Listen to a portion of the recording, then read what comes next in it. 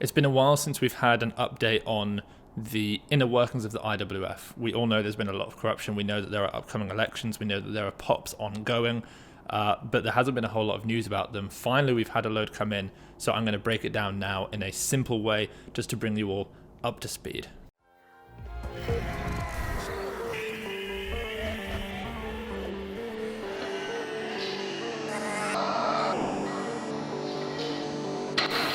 Also, as a reminder, it's Friday, I believe, at the time of this going up, which means that it's Black Friday. So head to the link down below and grab yourself some weightlifting goods. Okay, so we'll start off with an election update.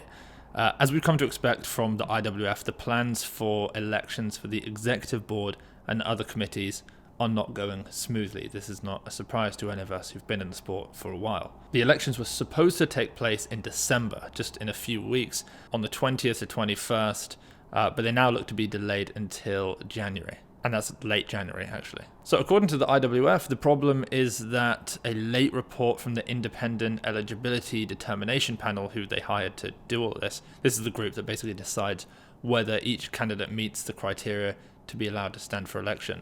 And according to the IWF, these people have handed them all of the information late. And so what determines whether a candidate can or cannot be eligible basically to apply to be the president? Well, candidates can be prevented from standing due to a few things. So a criminal record or some involvement with doping, along with other personal requirements.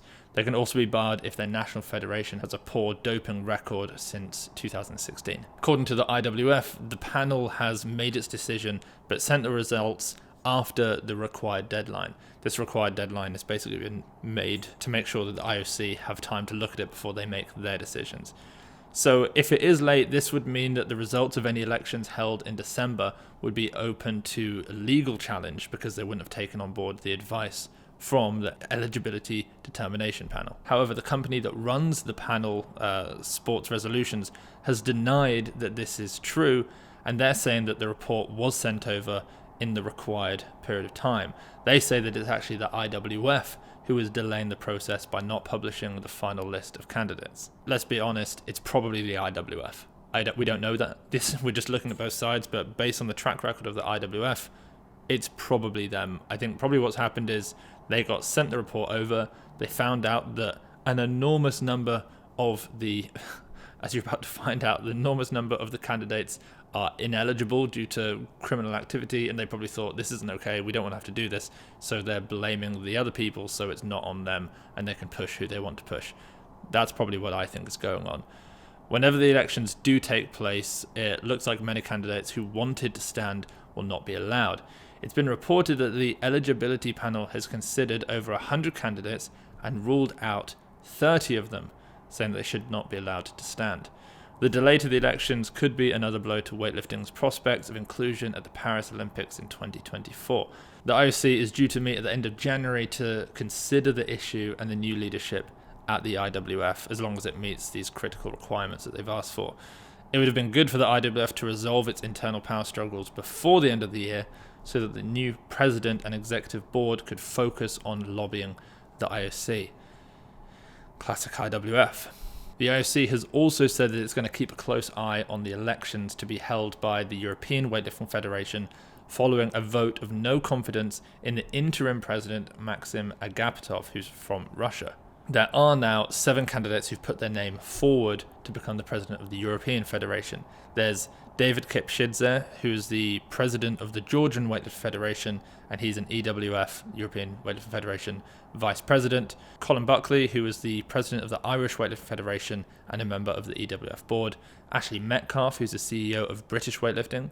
Antonio Confetti, who's the president of the Moldovan Weightlifting Federation. Trygve Dunn, I hope I got that name pronounced right, of Norway, who is the EWF Technical Committee. Erik Jan Kwekboom is the president of the Netherlands Weightlifting Federation, and Nadim Masic, who is the General Secretary of Bosnia-Herzegovina Weightlifting Federation. The IWF elections will be held during the World Championships in Tashkent next month. We don't know what's going to happen. We'll find out who's going to be put forward as the European Weightlifting Federation president, but everything to do with the actual IWF board and president of the IWF is a bit of a mess right now. We'll update you with what happens there. And then the last thing, let's just very quickly run through some pops that just came out.